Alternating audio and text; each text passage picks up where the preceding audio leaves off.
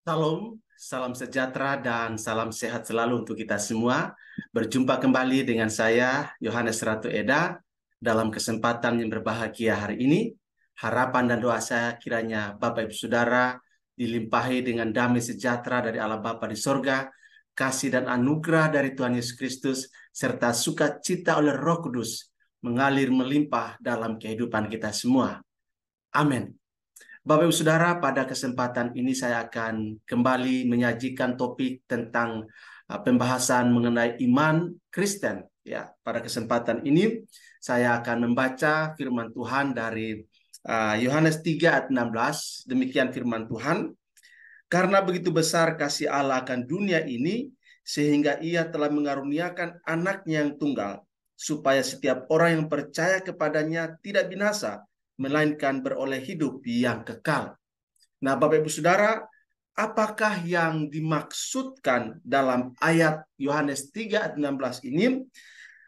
Cukup hanya percaya atau iman untuk kita bisa masuk ke dalam kerajaan sorga? Ini menjadi pertanyaan penting untuk kita renungkan bersama pada kesempatan yang berbahagia ini, Bapak Ibu Saudara.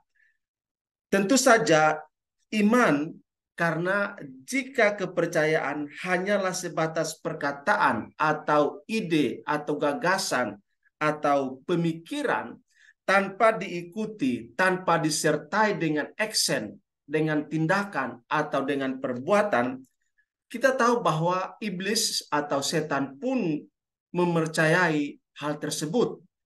Itu sebabnya Bapak Ibu Saudara, dalam Yakobus pasal 2 ayat 19, firman Tuhan katakan begini, engkau percaya bahwa hanya ada satu Allah saja, itu baik. Tetapi setan-setan pun juga percaya akan hal itu, dan mereka gemetar.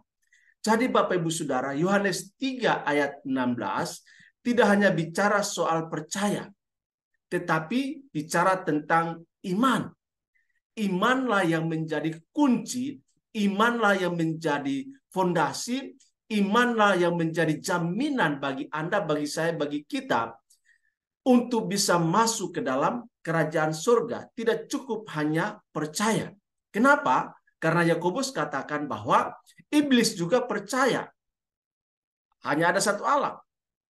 Kalau iblis saja percaya hanya satu Allah, dan kalau kita percaya hanya satu Allah saja, maka kita tidak ada bedanya dengan iblis. Itu sebabnya yang tidak dimiliki oleh iblis adalah iman.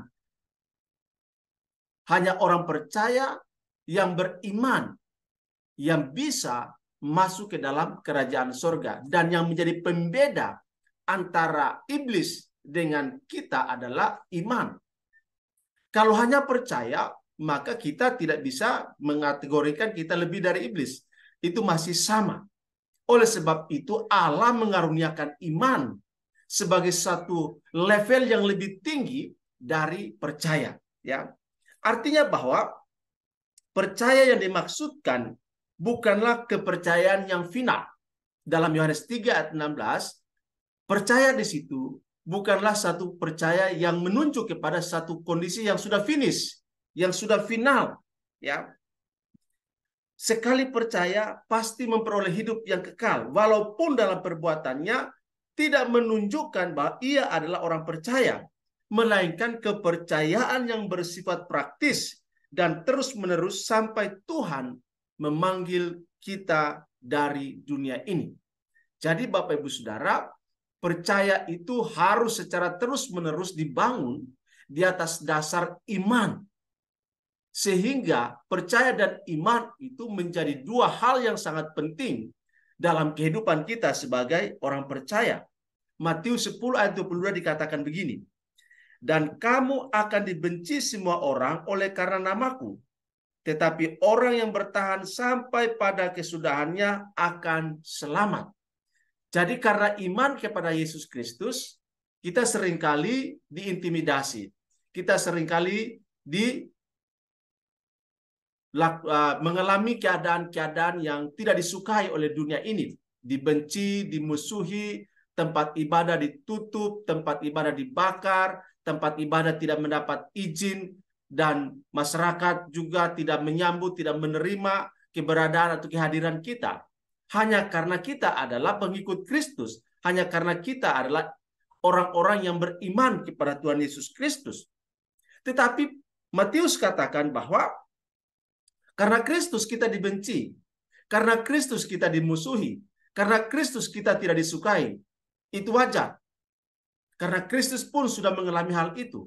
Tapi kalau kita dibenci karena kita berbuat jahat, ya itu hal yang pantas kita terima. Karena kita telah melakukan kejahatan, sehingga kita dibenci, dimusuhi orang, itu hal yang pantas. Kalau kita dimusuhi, dibenci karena melakukan kejahatan. Tetapi kalau kita dimusuhi, dibenci, ya karena iman kepada Yesus Kristus, itu merupakan suatu kebahagiaan. Dan karena itu kita harus bertahan di dalam semua situasi, semua kondisi, kebencian, permusuhan, perlawanan yang dilakukan oleh dunia ini, kita harus bertahan. Bertahan bukan dengan kekuatan kita, bertahan bukan dengan pengetahuan kita, tapi bertahan dalam iman kepada Tuhan Yesus Kristus, dan hanya mengandalkan Tuhan Yesus Kristus sajalah sebagai satu-satunya yang memberikan pertolongan, yang memberikan kekuatan. Hanya Tuhan Yesus Kristuslah yang punya kuasa di sorga, di bumi, dan di bawah bumi.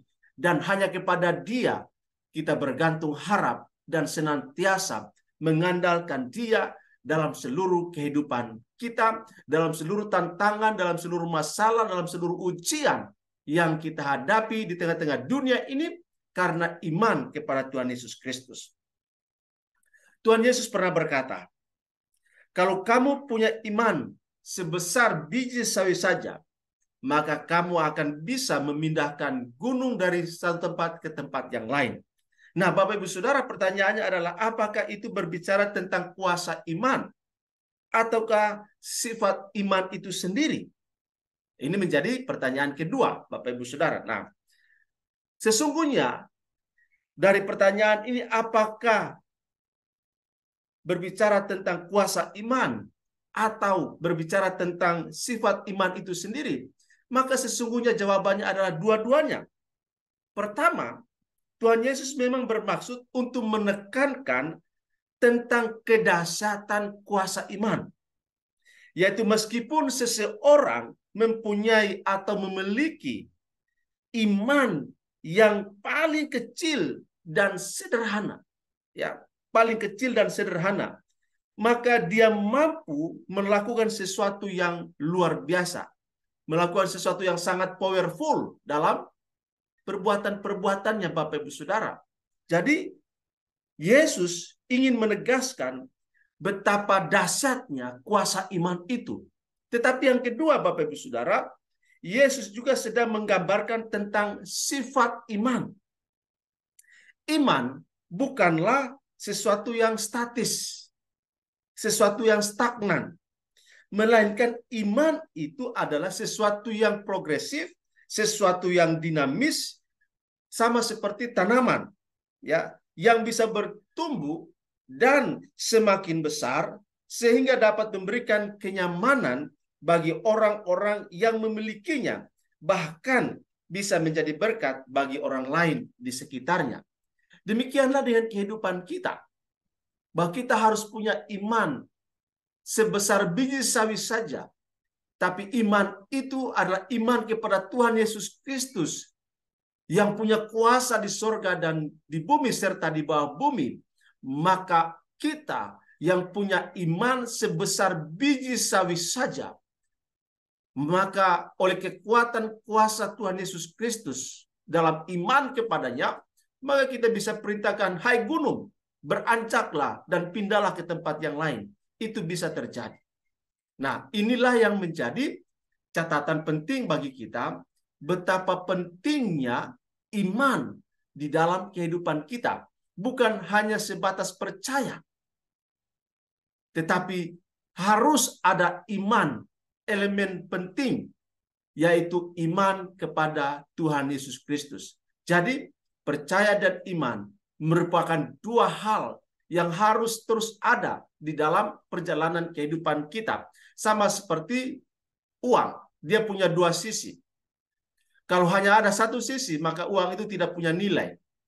uang itu tidak ada manfaatnya, tidak ada gunanya, tidak bisa dipakai sebagai alat untuk membeli dan memiliki sesuatu. Tetapi uang itu harus punya dua sisi sehingga bisa digunakan, bisa dimanfaatkan, bisa dipakai untuk transaksi dalam kehidupan kita setiap hari.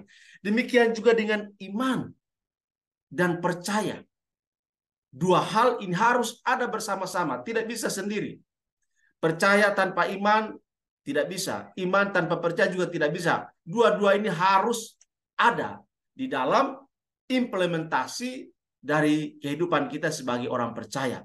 Nah, Bapak Ibu Saudara, kiranya pembahasan yang kedua ini terkait dengan iman Kristen, kita semakin paham, kita semakin menambah wawasan, menambah pengetahuan kita, bahkan memberi semangat, memberi inspirasi, dan memotivasi kita untuk betul-betul mengelola iman kita, menumbuh kembangkan iman kita, dan juga menumbuh kembangkan percaya kita secara bersama-sama, supaya demikian iman itu, percaya itu, iman dan percaya itu menjadi sesuatu yang real, sesuatu yang nyata di dalam kehidupan kita setiap hari. Demikian Bapak Ibu Saudara, Tuhan memberkati kita semua. Sampai bertemu dan shalom untuk kita semua. Amin.